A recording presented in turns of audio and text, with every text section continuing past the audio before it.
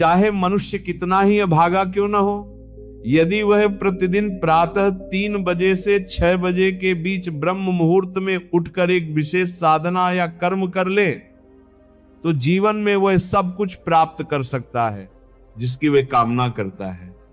एक समय की बात है, माता पार्वती ने भगवान शिव से प्रश्न किया, हे स्वामी, मैंने देखा है कि चाहे कोई मनुष्य कितना ही दुर्भाग्यशाली क्यों न हो, यदि वह ब्रह्म मुहूर्त में जागने की आदत बना ले तो उसका जीवन धीरे धीरे सुख, शांति और समृद्धि से भर जाता है। ऐसा क्यों है? कृपया मुझे ब्रह्म मुहूर्त का रहस्य बताइए। तब भगवान शिव ने मुस्कुराते हुए कहा, हे देवी, मैं तुम्हें इस प्रश्न का उत्तर एक कथा के माध्यम से देता हूं।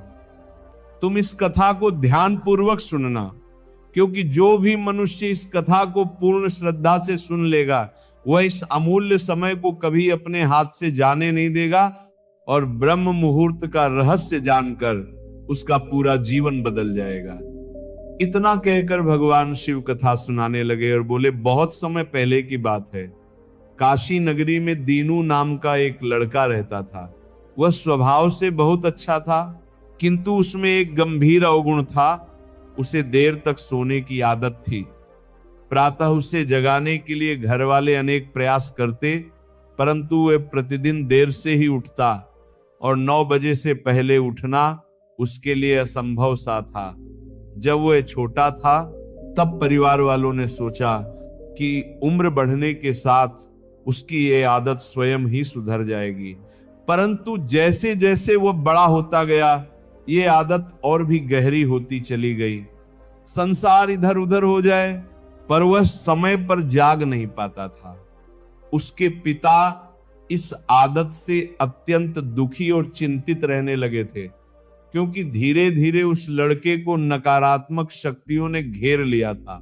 वह छोटी छोटी बातों पर क्रोधित हो जाता, सभी को पलटकर उत्तर देने लगा, दिन भर उदास और निराश रहता, जिसका प्रभाव उसके स्वास्थ्य पर भी स्पष्ट दिखाई देने लगा।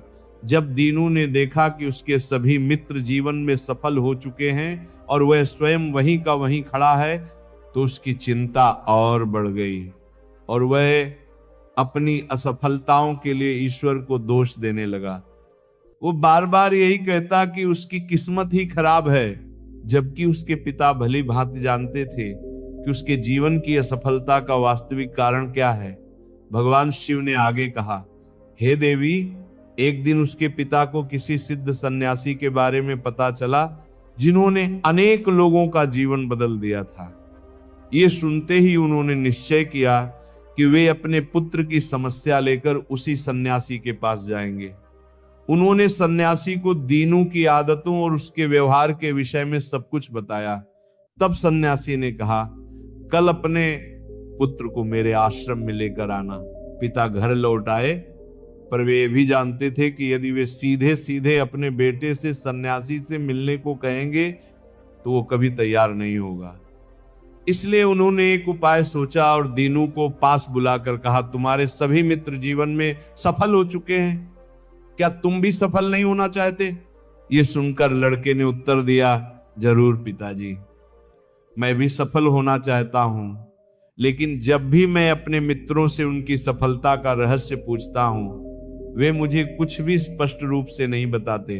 भगवान शिव ने कहा, हे देवी, फिर उस बालक के पिता ने उससे कहा कि अब मुझे ये रहस्य समझ में आ गया है कि तुम्हारे सभी मित्र जीवन में क्यों सफल होते जा रहे हैं। यह सुनकर वह लड़का बड़ी उत्सुकता से बोला, पिताजी, क्या सच में आपको पता चल गया है? कृपया मुझे भी बताइए। तब उसके पिता ने कहा, कल प्रातः तुम्हें एक सिद्ध सन्यासी के आश्रम में जाकर उनसे मिलना है। यदि तुम वहां समय पर पहुंच गए तो वह सन्यासी तुम्हें ऐसा मंत्र बताएंगे जिससे तुम जीवन में सफल हो सकोगे, किंतु इसमें एक समस्या है। यह सुनकर लड़के ने पूछा, पिताजी, वो समस्या क्या है? पिता ने उत्तर दिया, तुम्हें वहां समय से पहुंचना होगा। तब लड़का बोला, पिताजी, मैं आज पूरी रात जागता रहूंगा और प्रातः सन्यासी से मिलकर अवश्य आऊंगा। उसके पिता ने कहा, ठीक है, लेकिन वहां जाकर सन्यासी की प्रत्येक आज्ञा का पालन करना।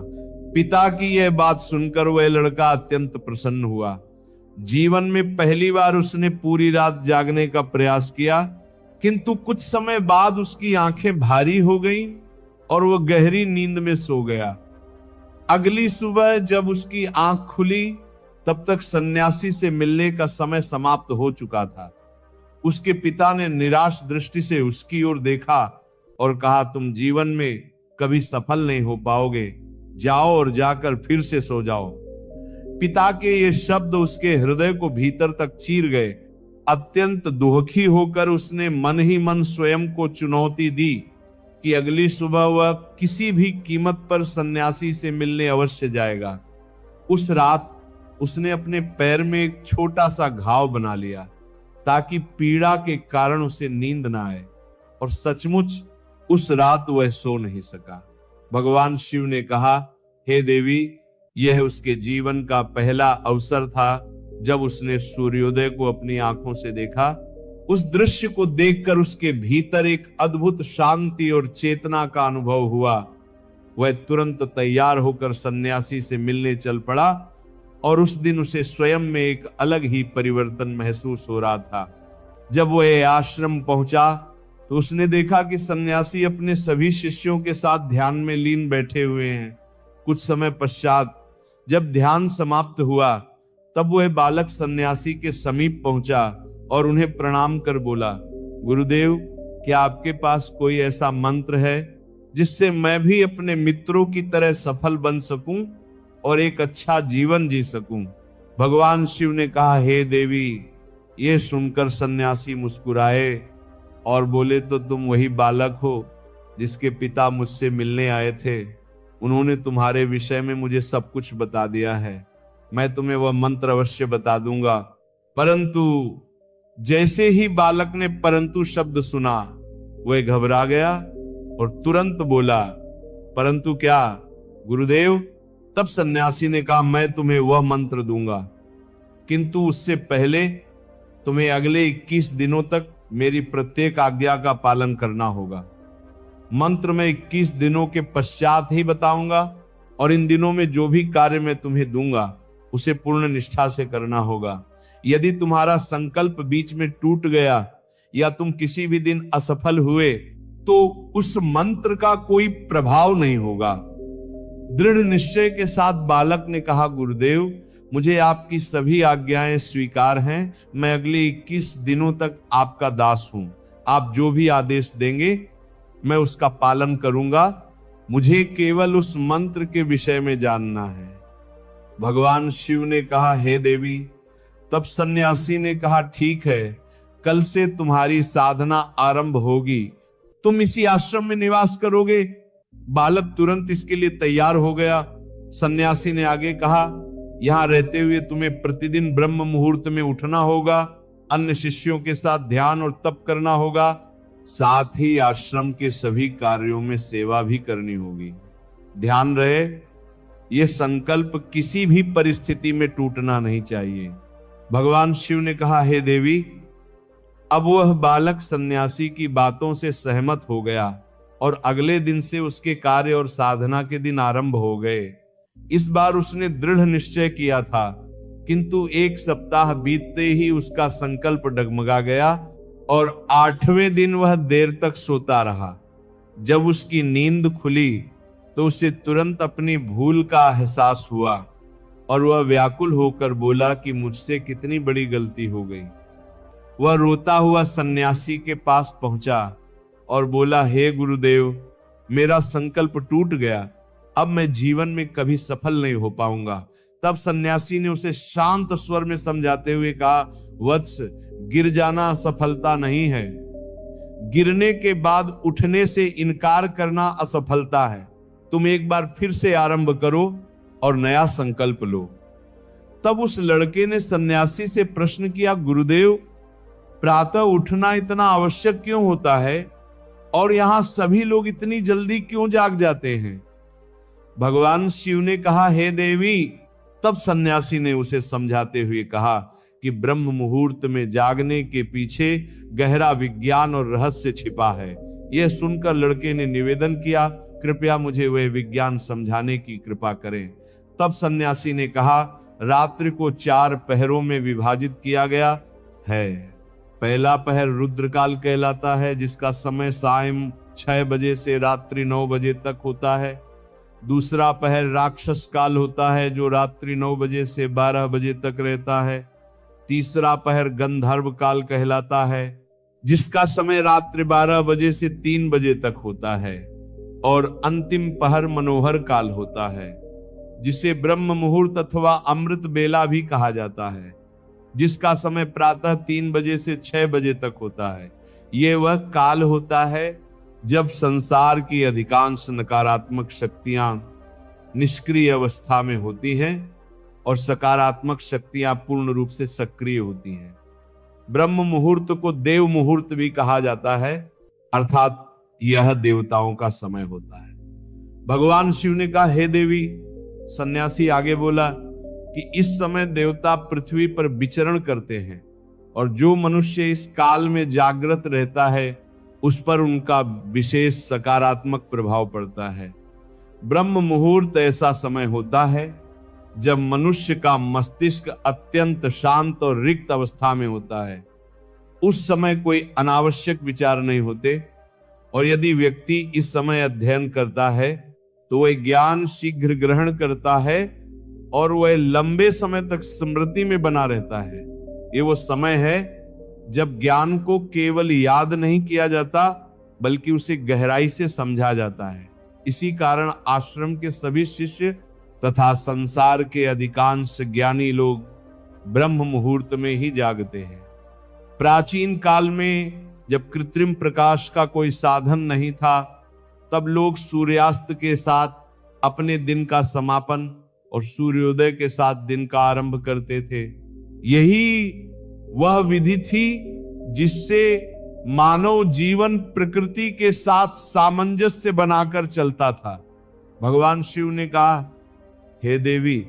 तब उस लड़के ने कहा कि गुरुदेव, मैं कल से अपना संकल्प पुनः आरंभ करूंगा, किंतु कृपया ये बताइए कि ब्रह्म मुहूर्त में उठकर मुझे क्या क्या करना चाहिए। तब सन्यासी ने कहा, ठीक है, मैं तुम्हें बताता हूं कि ब्रह्म मुहूर्त में क्या करना चाहिए और कैसे करना चाहिए। सबसे पहले जागकर धरती माता पर पांव रखने से पूर्व उन्हें प्रणाम करना चाहिए। फिर अपनी दोनों हथेलियों को देखकर ईश्वर को धन्यवाद देना चाहिए कि उन्होंने तुम्हें आज का सूर्योदय देखने का अवसर दिया। इसके पश्चात नित्य कर्म और स्नान करना चाहिए, जिससे केवल शरीर की ही नहीं बल्कि मन की भी शुद्धता होती है। स्नान के बाद ध्यान की प्रक्रिया होती है। ब्रह्म मुहूर्त में किया गया ध्यान अत्यंत प्रभावशाली होता है और जब किसी विशेष मनोकामना की पूर्ति के लिए साधना की जाती है तो इसे 21 दिनों तक निरंतर किया जाता है। ये वही समय होता है जब साधक अपने आज्ञा चक्र को सक्रिय करने का प्रयास करता है और यहीं से उसके जीवन में वास्तविक परिवर्तन आरंभ होता है। भगवान शिव ने कहा, हे देवी। आगे वह सन्यासी बोला कि आज्ञा चक्र दोनों भवों के मध्य स्थित होता है और इसे संकल्प का केंद्र भी कहा जाता है।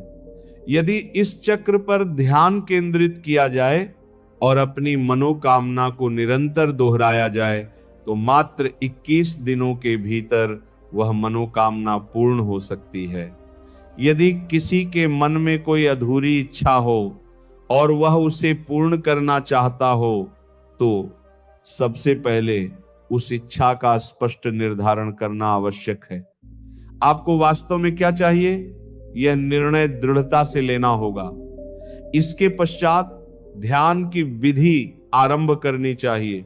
ब्रह्म मुहूर्त में स्नान के बाद ऐसा स्थान चुनना चाहिए जहां शुद्ध वायु का समुचित प्रवाह हो, क्योंकि ध्यान के समय प्राणवायु का शुद्ध होना अत्यंत आवश्यक होता है। ध्यान की अवस्था में रीढ़ की हड्डी पूर्णतः सीधी होनी चाहिए और गर्दन भी सीधी रखनी चाहिए। सुखासन में बैठकर दोनों हाथों को घुटनों पर रखें, आंखें बंद कर ले, हाथों की मुट्ठियां हल्के से बंद करें और 2 से 3 मिनट तक पूर्ण रूप से शांत होकर स्थिर हो जाएं। जब शरीर स्थिर हो जाए और श्वास प्रश्वास शांत हो जाए, तब अपना संपूर्ण ध्यान आज्ञा चक्र पर केंद्रित करें। इस दौरान लंबी और गहरी सांस लें। सांस को कुछ समय तक रोक कर रखें और उसी क्षण अपनी मनोकामना को मन ही मन दोहराएं। साथ ही अपने इष्ट देव, देवी देवताओं और गुरुजनों का स्मरण करें। भगवान शिव ने कहा, हे देवी। सन्यासी ने आगे बताया कि जब सांस को रोकना कठिन होने लगे, तब धीरे धीरे सांस को बाहर छोड़ दें। नासिका से सांस भरें और मुख से बाहर निकालें। इस प्रक्रिया को प्रतिदिन 3 से 4 बार दोहराना चाहिए। ऐसा नियमित रूप से करने से मनोकामना अवचेतन मन तक पहुंच जाती है और इच्छा पूर्ति का मार्ग शीघ्र खुल जाता है। आज्ञा चक्र के सक्रिय होने पर वह हमारी आज्ञा को पूर्ण करने लगता है। सांस को रोकने की अवस्था में शरीर एक प्रकार की सजग स्थिति में चला जाता है, जिससे व्यर्थ के विचार शांत हो जाते हैं।